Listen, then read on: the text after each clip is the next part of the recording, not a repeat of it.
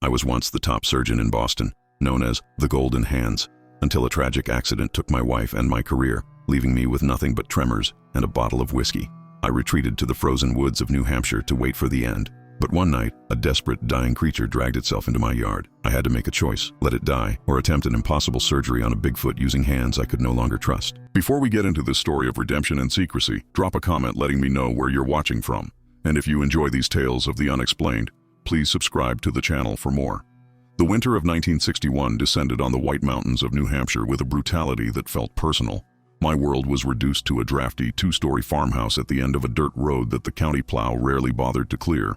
Outside, the wind howled through the skeletal branches of the maples, stripping the last of the dead leaves and burying the stone walls in drifts of white. Inside, the only warmth came from a cast-iron wood stove and the amber glow of the bourbon in my glass. I was 48 years old, but looking in the cracked mirror above the mantel, the man staring back looked closer to 60, hollow-eyed, unshaven, and wearing his exile like a heavy coat. They used to call me the Golden Hands of Mass General. In Boston, I was a deity in a white coat, the chief of thoracic surgery, the man you called when the case was impossible. I walked the corridors of the hospital with the arrogant stride of someone who had never known failure. I attended galas on Beacon Hill, drank champagne with senators, and had a waiting list of patients that stretched into next year. I was Dr. Jonathan Pierce, a man who believed he could cut the sickness out of anything. Now, I was just the recluse in the woods, the town curiosity who bought groceries in silence and paid with crumpled bills. The silence of the farmhouse was the hardest thing to get used to. In the city, there was always noise, the sirens, the traffic, the rhythmic beeping of monitors. Here, the silence was heavy and accusatory. It gave me too much time to think, too much time to remember. I spent my days staring out the window at the frozen landscape, watching the deer pick through the snow, waiting for the sun to go down so I could justify opening the first bottle. I wasn't living. I was serving a sentence in a prison of my own design, surrounded by acres of timber and regret. My study was a mausoleum of my former life. I had brought my medical books with me, leather-bound volumes on anatomy and surgical technique, but I couldn't bear to open them. They sat on the shelves gathering dust, mocking me with their potential. On the desk sat a velvet-lined box containing my surgical loops and a set of custom-made German scalpels. I hadn't touched them in 2 years. They were artifacts now, relics of a civilization that had collapsed. Every time I looked at them, I felt a phantom twitch in my fingers, a muscle memory of precision that no longer existed. The locals in the nearby town of Franconia left me alone, mostly. They knew I was a doctor. Small towns have no secrets. But they also knew I didn't practice. Sometimes a desperate neighbor would knock on my door in the middle of the night with a sick child or a lacerated hand begging for help. I would send them away. Go to the hospital in Littleton. I would tell them through the screen door, my voice flat and cold. I wasn't cruel. I was realistic. They didn't understand that asking me to stitch a wound was like asking a blind man to paint a portrait. I tried to fill the hours with manual labor, the kind that didn't require fine motor skills. I chopped wood with a manic intensity, swinging the heavy axe until my shoulders burned and my palms blistered. I cleared brush, fixed fences that didn't need fixing, anything to exhaust the body so the mind would sleep. But the physical pain was a dull distraction compared to the phantom ache in my hands. It wasn't arthritis or age. It was the nerve damage, the erratic tremor that turned my steady grip into an unpredictable vibration.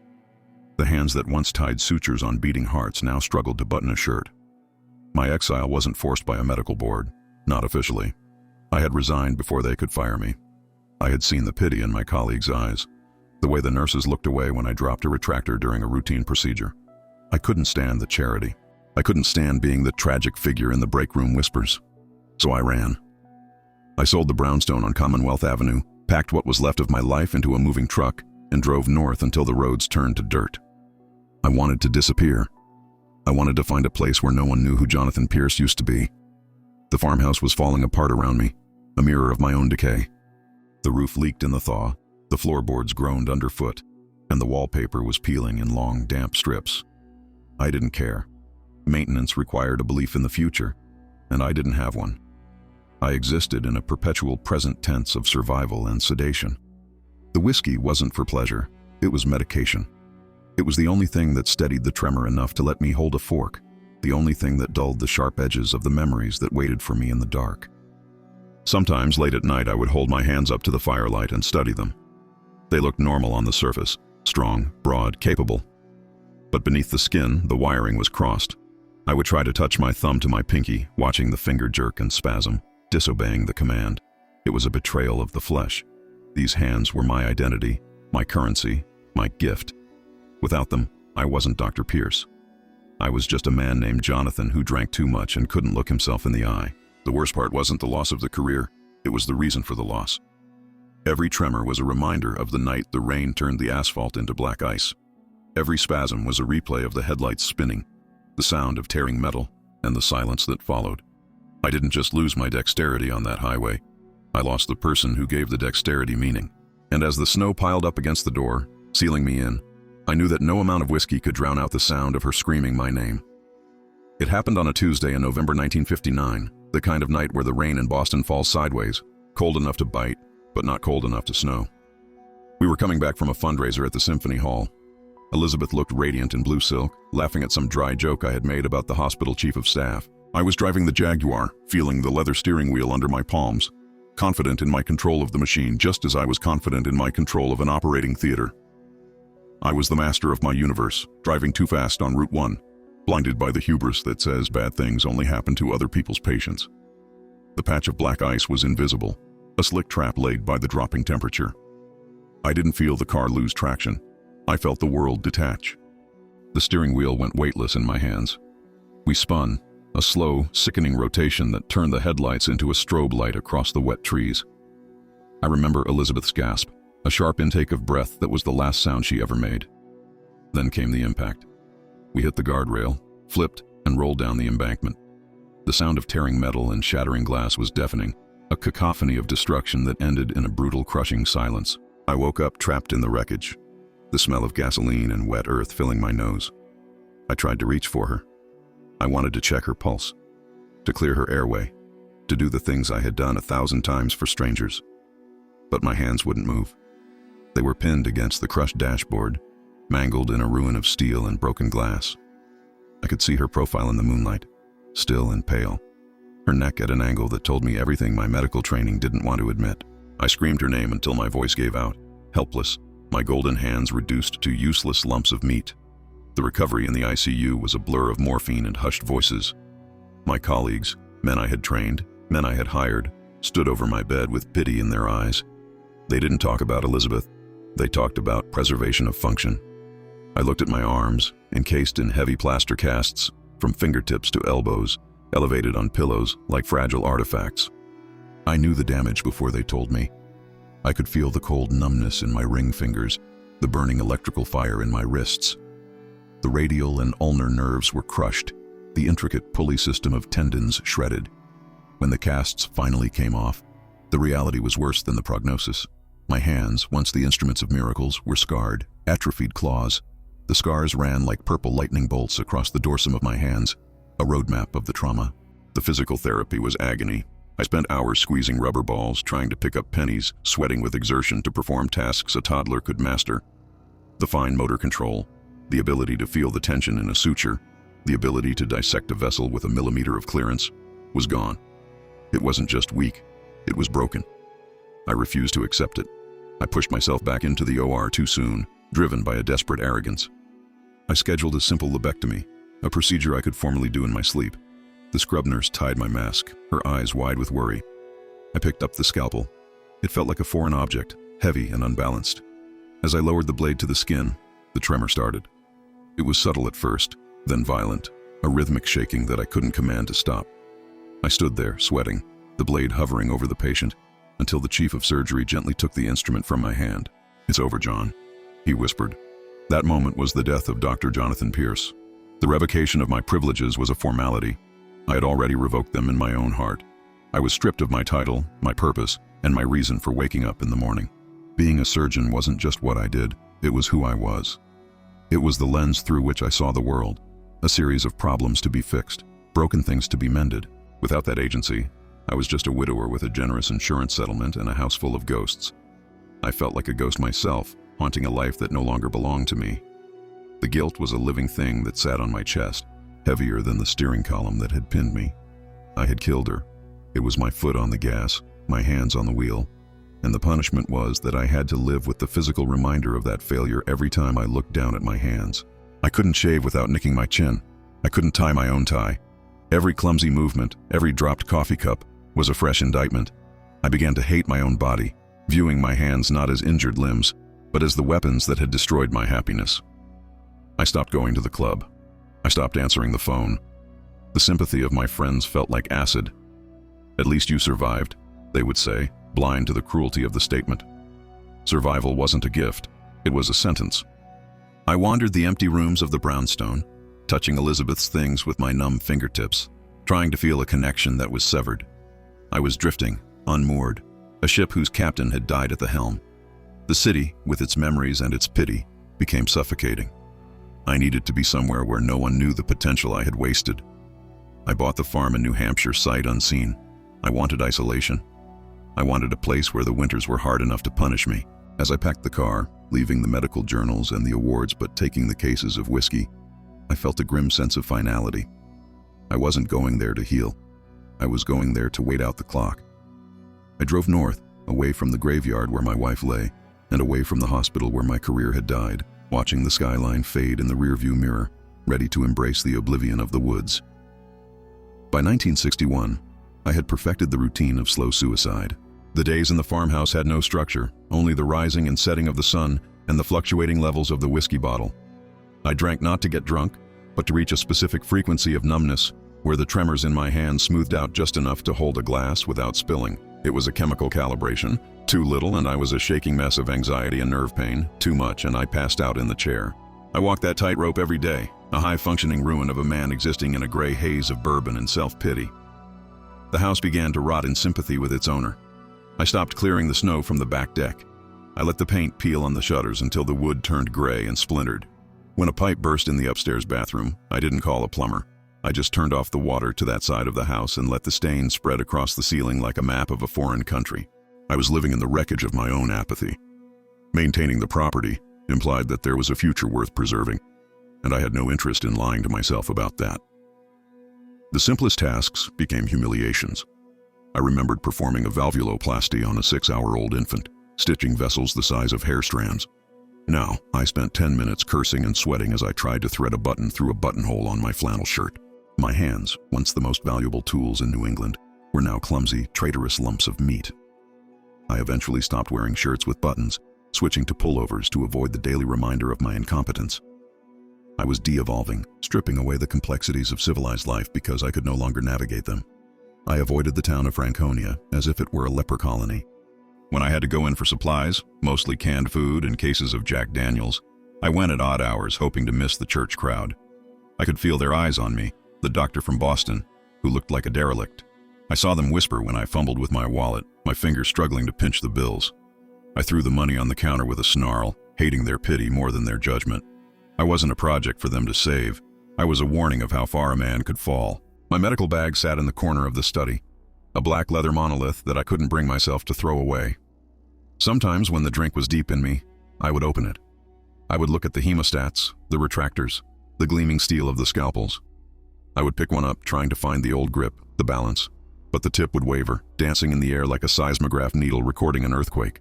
I would hurl the instrument across the room in a rage, listening to it clang against the wall, then weep with the impotence of a god who had lost his lightning.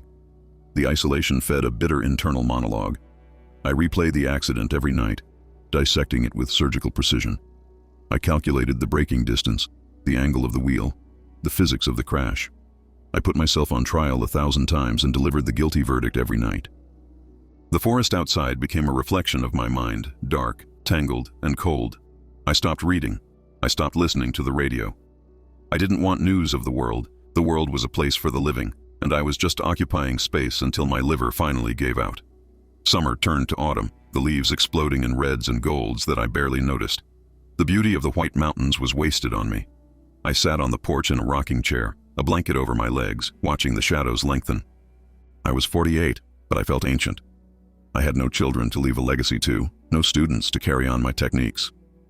The Pierce method for valve repair would be my only obituary, a footnote in a textbook that medical students would skim over before their exams.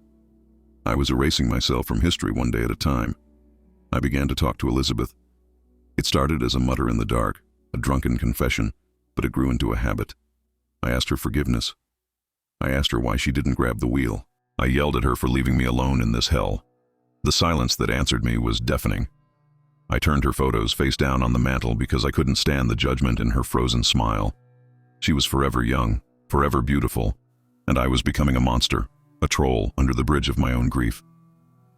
One evening in late September, I broke a glass in the kitchen. It slipped through my numb fingers and shattered on the linoleum. I knelt to pick up the pieces and sliced my palm open, a deep, jagged gash that welled bright red blood. I stared at it, the surgeon in me automatically assessing the depth, the fascia involvement. It needed 3 stitches, a simple closure. I stumbled to my bag, found the needle and thread and tried. I tried for an hour. My hand shook so violently I couldn't even pierce the skin. I ended up wrapping it in a dirty rag and duct tape, sobbing over the sink, defeated by a minor laceration. That night, I sat on the back porch, nursing the throbbing hand and a fresh bottle, staring into the black wall of the forest. The wind had died down, leaving a heavy, expectant silence in the air. I was debating going inside to pass out when I heard it. It wasn't the snap of a twig or the rustle of a deer. It was a heavy, dragging sound, like a sack of wet cement being pulled through the brush. Then a breathing, ragged, wet, and incredibly loud, drifted from the edge of the tree line. Something was out there, and from the sound of it, it was dying. I sat on the porch for a long minute, debating whether to go back inside and lock the door or to investigate. The sound was too heavy for a deer and too rhythmic for the wind. It was the sound of something dragging a dead weight. The whiskey courage finally won out over the fear. I grabbed the heavy flashlight from the mudroom and a rusted shovel. More for psychological comfort than actual defense, I stepped off the porch, the frozen grass crunching under my slippers, the beam of light cutting a shaky yellow cone through the darkness. The dragging sound stopped the moment I stepped onto the lawn, replaced by a wet, laboring wheeze. I swept the light across the overgrown garden, past the woodpile, and toward the old apple tree at the edge of the clearing. The beam landed on a shape that my brain initially refused to process. It looked like a mound of dark fur, massive and hulking, slumped against the trunk of the tree. My first thought was a bear, but the anatomy was all wrong. The shoulders were too broad, the limbs too long. As the light hit its face, the creature flinched, raising a hand to shield its eyes. It was a hand, 5 fingers, an opposable thumb, covered in hair and caked with mud. I froze, the shovel shaking in my grip, realizing I was standing 10 feet from a myth. Bigfoot let out a low moan, a sound of pure, unadulterated misery that cut through my fear. It wasn't aggressive. It was the sound of a living thing at the end of its endurance. It tried to push itself up, but its left leg gave way, and it collapsed back into the snow with a huff of agony. That's when the smell hit me. It wasn't just the musk of a wild animal. It was a scent I had spent 20 years inhaling in emergency rooms and field hospitals. It was the sweet, sickly, rotting smell of gangrene, the odor of death. My stomach turned, not from revulsion, but from recognition. I lowered the shovel and took a step closer, the flashlight trembling in my hand. The creature watched me with wide, glassy eyes, too weak to fight. I focused the beam on its left leg. The damage was catastrophic. Just below the knee, the flesh was torn open, a deep, jagged laceration that looked days old. It was swollen to twice its normal size, the skin pulled tight and shiny, turning a terrifying shade of black and green. Yellow pus was weeping from the wound, staining the snow. It was sepsis in real time. The infection was already in the blood. I could see the red streaks tracking up the thigh. The surgeon in me woke up before the man did. I forgot about the Sasquatch. I forgot about the danger. I was looking at a patient presenting with advanced necrotizing fasciitis and septic shock. My brain automatically began calculating the vitals. The rapid, shallow breathing, the glazed look of fever, the lethargy. Without intervention, the creature would be dead within 24 hours. The toxins were flooding its system, shutting down the organs one by one. It wasn't a monster anymore. It was a biological system in critical failure. I stood there in the snow, paralyzed by a different kind of fear. I knew what needed to be done: debridement, irrigation, heavy antibiotics, but I also knew who I was. I looked at my hands in the pale light. They were shaking. I couldn't even stitch my own palm earlier that evening. How could I possibly perform a limb-saving procedure on a wild giant in the middle of the night? The rational part of my brain screamed at me to walk away. Go inside, John. Drink the bottle. Let nature take its course. You aren't a doctor anymore. But Bigfoot looked at me. It didn't growl. It just held my gaze with a terrifying intelligence, a plea that transcended species. In those eyes, I saw the same look I had seen in thousands of patients right before the anesthesia took hold. The desperate hope that the man in the white coat could fix the unfixable. It trusted me, or at least, it had no other options. If I walked away, I was an executioner. The Hippocratic oath echoed in my head, mocking me. First, do no harm. But doing nothing was doing harm. Negligence was a choice. A surge of adrenaline hit me, sharp and cold, cutting through the haze of the alcohol. It was a feeling I hadn't felt in 2 years. Purpose. The shaking in my hands didn't stop, but the shaking in my mind did. I wasn't just a drunk in a farmhouse. I was the only thing standing between this creature and the void. I dropped the shovel. It was useless. I needed tools. I needed the bag. The decision was made not by logic, but by a visceral refusal to let another life die on my watch. I had lost Elizabeth. I wasn't going to lose this impossible thing. "Don't move," I whispered, my voice sounding rusty but authoritative. Bigfoot blinked, its chest heaving. It wasn't going anywhere. I turned and ran back toward the house, slipping on the ice, scrambling up the porch steps. I burst into the study, sweeping the empty bottles off the desk with a crash. I grabbed the black leather bag, the one I had sworn never to open again. I tore through the cabinets, grabbing the veterinary antibiotics I kept for the dog I never got, the bottle of rubbing alcohol, the clean towels. I paused for 1 second, looking at the velvet box containing the scalpels. My hands were vibrating. I took a deep breath, staring at them, willing them to be still. They defied me, but I grabbed the box anyway. I didn't know if I could do it. I didn't know if I would maim him or save him. But as I ran back out into the cold night, carrying the tools of my former glory, I knew one thing. I was going to operate. The operating theater was a patch of bloody snow, and the patient was a monster. But Dr. Pierce was back on the clock. I knelt in the bloody snow, the cold soaking through the knees of my trousers, and laid out my instruments on a clean towel. The creature was drifting in and out of consciousness, its massive chest rising and falling in shallow, hitching gasps. I had found a bottle of chloroform in the bottom of the bag. Old school, dangerous, but effective. I soaked a rag and held it over the creature's nose and mouth, praying I wouldn't stop its heart. It struggled for a second, a weak thrash of a limb, and then went limp. I was anesthetizing a giant with a rag in a backyard blizzard. It was madness, but it was the only hand I had to play. I poured the rubbing alcohol directly into the wound. The smell of the fumes mixing with the rot was overpowering, making my eyes water. I scrubbed the area with a rough towel, trying to clear the mud and the worst of the pus. Under the grime, the anatomy was shockingly human. The tibia, the fibula, the muscle groups. But the infection was a black map of death. The tissue was necrotic, dead meat that was poisoning the living system. I had to cut it all out. If I left even a sliver of the gangrene, the infection would return and kill him. It had to be a perfect excision. I picked up the scalpel. The moment the cold steel touched my skin, the tremor started. My hand vibrated like a tuning fork, the blade dancing a 1/4 inch in every direction. I cursed, gripping my right wrist with my left hand, trying to force it into submission. "Stop it," I hissed at myself. "Just stop it." But the nerves were fried. I looked at the Bigfoot's leg, then at the shaking blade. I couldn't make a clean incision like this. I would butcher him. I was about to throw the scalpel into the snow and walk away when I saw the red streak of infection pulsing under the skin. I took a deep breath, the freezing air burning my lungs, and changed my grip. I couldn't float the blade like I used to. I had to anchor it. I pressed my pinky finger hard against the creature's tough skin, using it as a fulcrum, locking the tremor down through brute force and friction. I focused not on the hand, but on the tip of the blade. I visualized the line. I stopped thinking about Dr. Pierce, the failure. I thought only about the tissue. Cut the black, save the red. I pushed the blade down. It sliced through the tough hide with a wet grit. The line was jagged, but it was true. Once the blood started flowing, something strange happened. The world narrowed down to the 6-inch square of the wound. The wind, the cold, the alcohol, it all faded. I entered the zone, that fugue state of hyperfocus that every surgeon chases. My hands were still damaged, still clumsy, but my mind was compensating. I anticipated the shakes, timing my cuts between the spasms. I was improvising, hacking away the dead tissue with a brutality that would have gotten me fired from Mass General. But here, in the dirt, it was exactly what was needed. I was fighting a war against the bacteria, and I was winning. I worked for what felt like hours, though it was probably only 30 minutes. I removed a pound of necrotic flesh, exposing the healthy pink muscle underneath. The bleeding was significant. A small artery, nicked during the trauma, was spurting bright red arterial blood.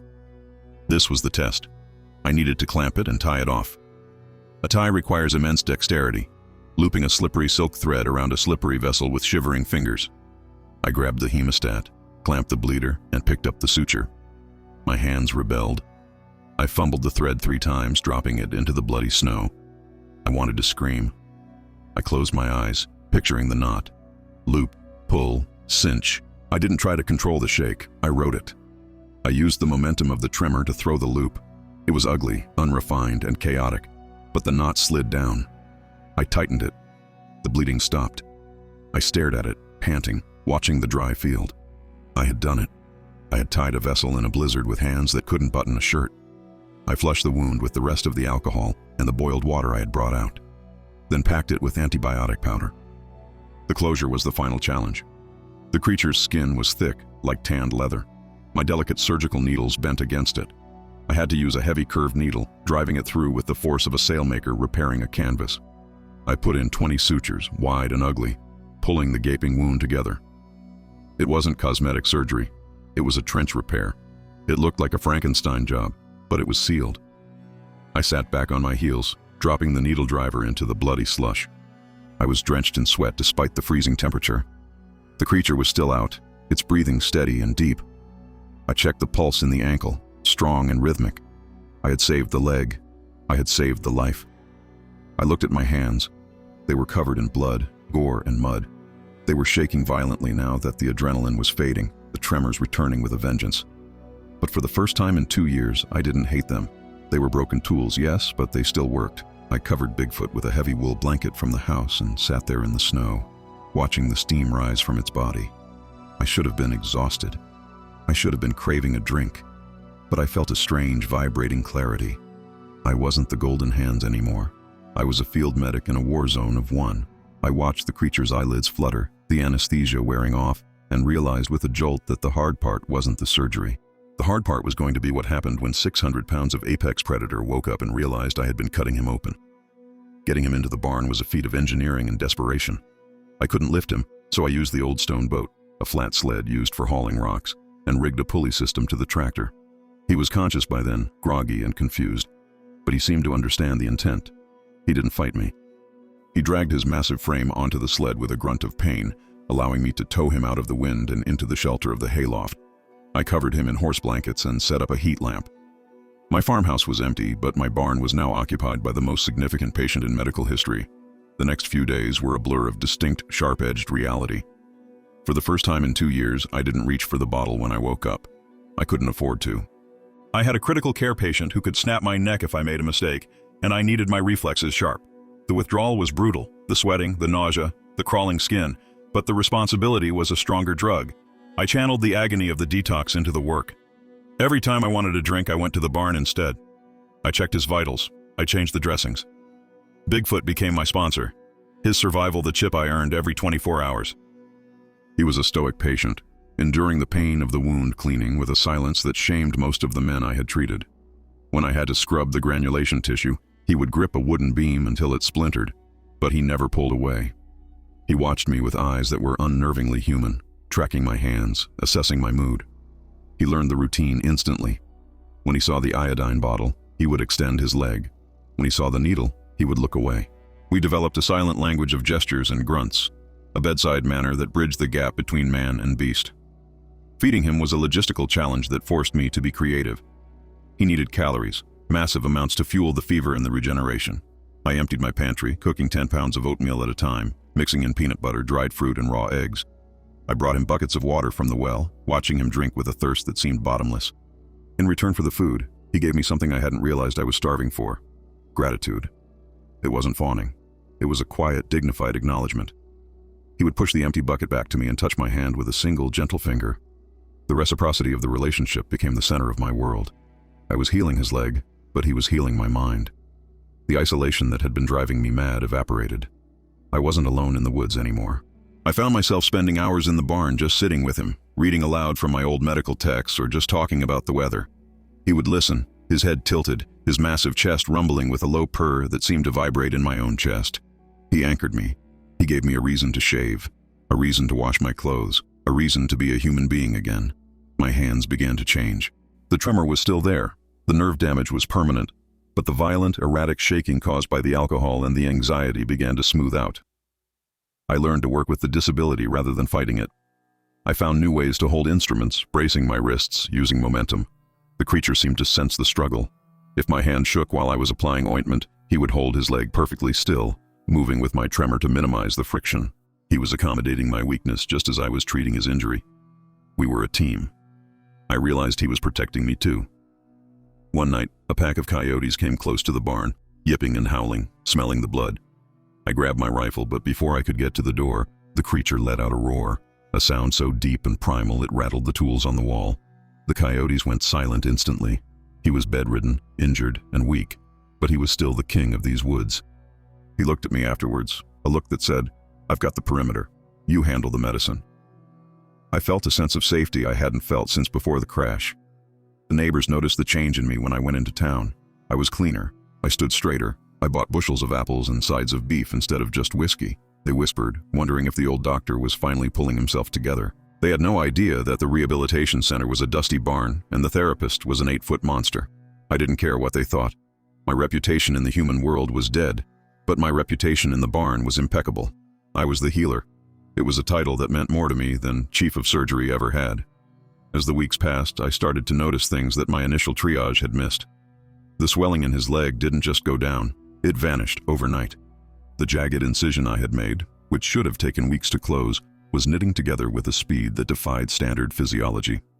I found myself staring at the wound during dressing changes, frowning, checking my watch. The granulation tissue was pink and healthy days ahead of schedule. The pus had cleared up faster than the antibiotics alone could account for. I started bringing a notebook to the barn. At first, it was just to track his temperature and food intake, but soon the entries became more detailed. I was observing something impossible: the metabolic rate, the immune response, the cellular regeneration. It was all accelerated. I dusted off my stethoscope and listened to his heart. It beat slow and powerful, like a hydraulic pump. I looked at the scar forming on his leg, silvery and smooth, devoid of the keloid thickening common in humans. My curiosity, dormant for 2 years, woke up with a hunger. I wasn't just treating a patient anymore. I was looking at a medical miracle. The barn ceased to be a stable and became a field laboratory. I dragged my heavy oak desk out from the study, setting it up under the hayloft window where the light was best. I brought out my Zeiss microscope, the centrifuge, and boxes of untouched glass slides. The creature, I had started calling him Goliath in my head, though I never spoke it aloud, watched these preparations with a curiosity that bordered on scientific interest. He didn't mind the intrusion. He understood that the instruments were part of the ritual that had stopped the pain. He would sit patiently while I listened to his chest, his massive rib cage expanding like a bellows against the diaphragm of my stethoscope. The first blood draw was a moment of high tension. I explained it to him pantomime, tapping the vein in his arm and showing him the syringe. He looked at the needle, then at me, and extended his arm, fist clenched to pop the vessel. It was an act of supreme trust. When I drew the plunger back, the blood that filled the barrel wasn't the dark venous red I was used to. It was a bright, oxygen-rich crimson, almost luminescent. Under the microscope, it was a revelation. The red blood cells were slightly larger than a human's, oval rather than round, and packed with a hemoglobin density that was off the charts. He was walking oxygen tank, built for high-altitude bursts of impossible stamina. But it was the white blood cells that kept me up at night. I watched them on the slide, attacking a sample of bacteria I had introduced. They didn't just engulf the pathogen, they swarmed it with a coordinated predatory aggression I had never seen in human biology. His immune system was a fortress. It explained why he hadn't died of sepsis in the snow. His body didn't just fight infection, it annihilated it. I realized I was looking at a biological evolutionary diverge. A branch of the hominid tree that had traded tool-making for a physiological durability that made Homo sapiens look like glass figurines. The wound on his leg provided the most stunning data. By day 10, the incision should have been a red, angry line of knitting tissue. Instead, it was a faint silvery seam that was barely visible. I removed the sutures and the skin beneath was supple and fully vascularized. There was no scar tissue formation. His body didn't patch holes with fibrous filler like ours. It regenerated the actual tissue matrix. He wasn't just healing, he was resetting. If I could isolate the enzyme or protein responsible for this, if I could bottle it, I wouldn't just be curing cuts. I would be revolutionizing trauma care. I began to document everything with a feverish intensity. My handwriting, once jagged and illegible from the tremors, began to smooth out as my mind raced to keep up with my observations. I filled 3 notebooks in a week. Subject possesses a resting heart rate of 28 BPM. Core temperature runs high, 102 degrees Fahrenheit, likely a metabolic adaptation for cold survival. I was mapping the physiology of a ghost. I was the first man to look under the hood of a legend, and what I found was a biological machine of terrifying efficiency. The implications were staggering. I sat at the desk late into the night, the kerosene lamp burning low, staring at the data. If this regenerative capability could be transferred to humans, it would mean the end of chronic injury. It could mean treatments for degenerative diseases, for heart failure, for the nerve damage that had ruined my own hands. I looked at my scarred palms and felt a bitter pang of irony. The cure for my condition was sitting 6 feet away from me, eating apples in a pile of hay. I held the key to a medical renaissance in my barn. My scientific ambition, dead and buried since the accident, roared back to life. I wasn't the drunk in the farmhouse anymore. I was Dr. Pierce, the researcher on the verge of the discovery of the century. I fantasized about the paper I would write. The Journal of the American Medical Association would have to clear their entire issue. The colleagues who had pitied me, who had whispered about my decline, would be silenced. This was my ticket back. This was my redemption. I could walk back into Mass General not as a cripple, but as a pioneer. I started pushing the boundaries of the examination. I took hair samples, saliva swabs, scrapings of the callus on his feet. He tolerated it all with a stoic patience, though sometimes he would fix me with that deep copper-colored stare as if asking, "Why do you need so much of me?" I felt a twinge of guilt, the feeling that I was crossing the line from doctor to collector. But I pushed it down. The science was too important. The data was too valuable.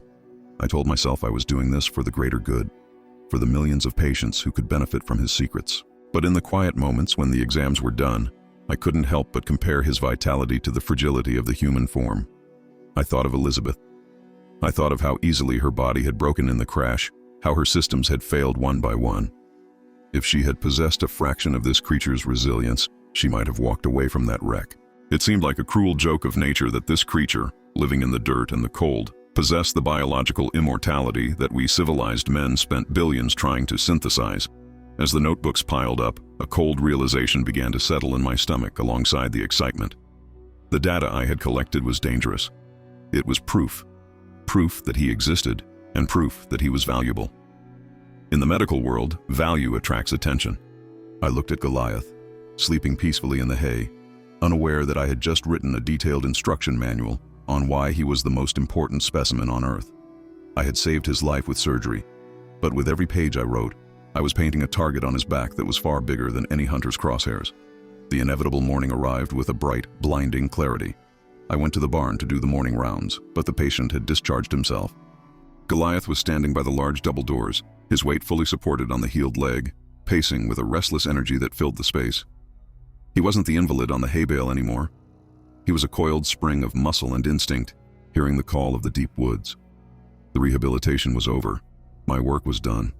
But as I looked at him, strong and whole, the triumph was soured by the heavy stack of notebooks tucked under my arm. I carried those notebooks back to the house and laid them on the kitchen table. They were my magnum opus. Inside those pages lay the secret to cellular regeneration, a discovery that would eclipse every achievement of my past life. I could see the future playing out like a film reel, the press conferences, the return to Boston, the vindication. I would no longer be the drunk who crashed his car. I would be the visionary who bridged the gap between species. The medical license board would beg me to return. I ran my hand over the leather covers, feeling the vibration of potential fame humming through my damaged fingertips. But then the other version of the future played out, unbidden and terrifying. I imagined what would happen after the applause died down. They wouldn't just want my notes. They would want him. I saw the convoy of military trucks coming up my driveway. I saw men with tranquilizer rifles and containment nets. I saw Goliath, my patient, my friend, dragged away to a sterile facility with fluorescent lights and concrete floors. I saw him in a cage, subjected to biopsies, vivisections, and endless stress tests. I saw the light go out of those copper eyes as he became a lab rat for the very science I worshipped. I walked to the window and looked out at the barn. He was still waiting, trusting me to open the door. He had let me cut him, needle him, and study him because he believed I was helping him. If I published this research, I would be betraying that trust in the most fundamental way. I would be trading his freedom for my reputation. The Hippocratic Oath says, "First, do no harm." Does that oath end when the patient walks out the door? Does it apply only to humans? I realized that saving his leg only to sell his life was a violation of everything I used to believe in. The choice was binary. I could be the great Dr. Pierce, the man who discovered the Sasquatch physiology, or I could be Jonathan, the man who kept a promise to a friend. I couldn't be both. I poured a glass of whiskey, the first one in weeks, and stared at it. Then I poured it into the sink. I didn't need the crutch anymore. I knew who I was. I wasn't defined by my hands or my career. I was defined by what I was willing to sacrifice. I picked up the notebooks, the cure for my obscurity, the scientific miracle of the age, and walked over to the wood stove in the corner. My hands shook, but this time it wasn't the nerve damage. It was the sheer weight of what I was about to do. I opened the iron door of the stove. The fire was roaring, hungry and mindless. I looked at the pages one last time, the sketches of his blood cells, the charts of his healing rates. It was the work of a lifetime. I took a deep breath, apologized to the ghost of my ambition, and threw the first notebook into the flames. The paper curled, blackened, and caught. I fed them in one by one, watching the red ink turn to ash, watching my redemption go up the chimney in a plume of dark smoke. I watched until the last page was gone, stirring the embers to ensure nothing remained.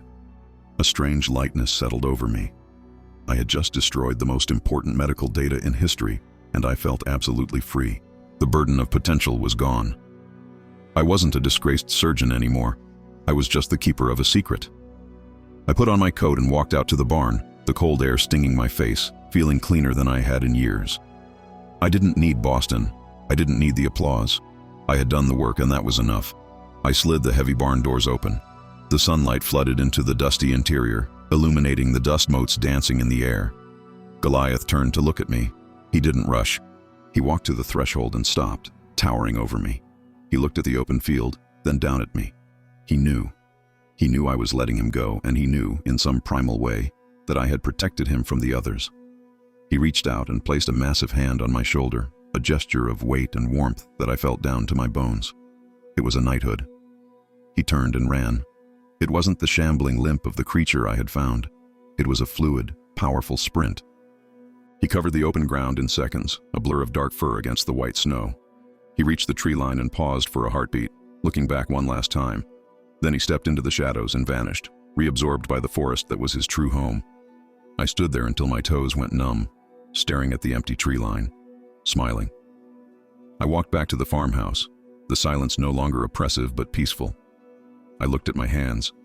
They were scarred, trembling, and imperfect. They would never hold a scalpel in a sterile theater again. But as I closed the door against the winter wind, I knew they had performed the greatest operation of my life. I had saved a life, and then I had saved a soul, his and mine. I sat down in the quiet study, not to drink, but to watch the snow fall, content to be the only man on earth who knew the truth, and decent enough to keep it that way.